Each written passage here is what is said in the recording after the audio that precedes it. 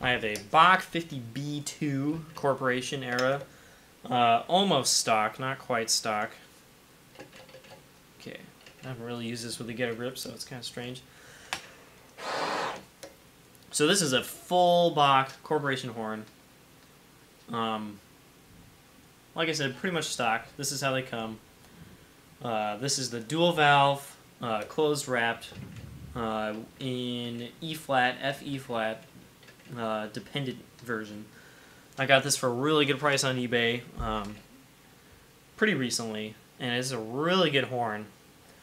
It has a really vintage sound. I'm not sure if it's totally useful in modern situations, just because the playability is not nearly on par with my other horns. This is probably in the view of the camera. Especially the Shires that I just showed you, just because it's a little bit stuffy. Just a little bit.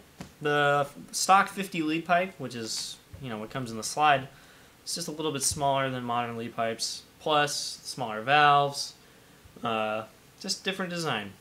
And I really like it, but I'm not sure if I could use it. So let me try and play those same excerpts on this and see what happens. I think the slide is dry, but, you know, no harm, no foul.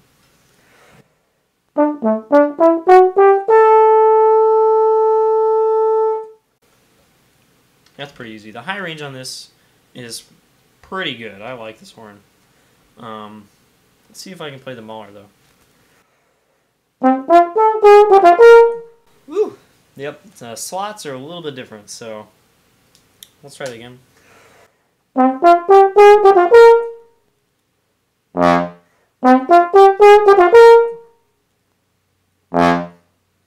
Yeah, the F, it sounded good there, but the F is a little wonky.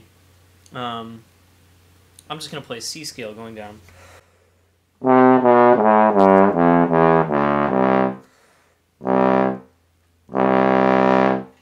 So it feels good right now, but if I tried to play any kind of real literature at upper dynamic levels, it starts to kind of blow back at you.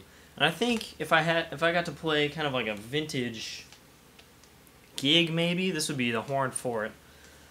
But I don't know. It's just not quite worth it.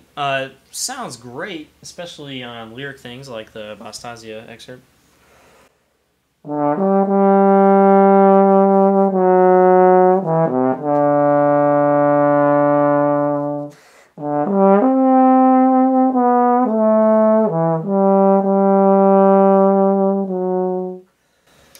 Whew! And the flexibility is a little bit harder just because of the inherent stuffiness. It kind of takes a little work to go from partial to partial.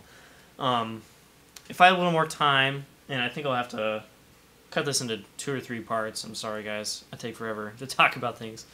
But if I had a little more time, and maybe in another video, I'd go into the very specific sound characteristics of each one of these horns and how they differ from one another. This one has a lot of every overtone. It's just such a rich sound, especially this mouthpiece. I can't really use it. So, yep, there's my 50B2. Let's get my last bass out. Sorry, I have a lot of basses.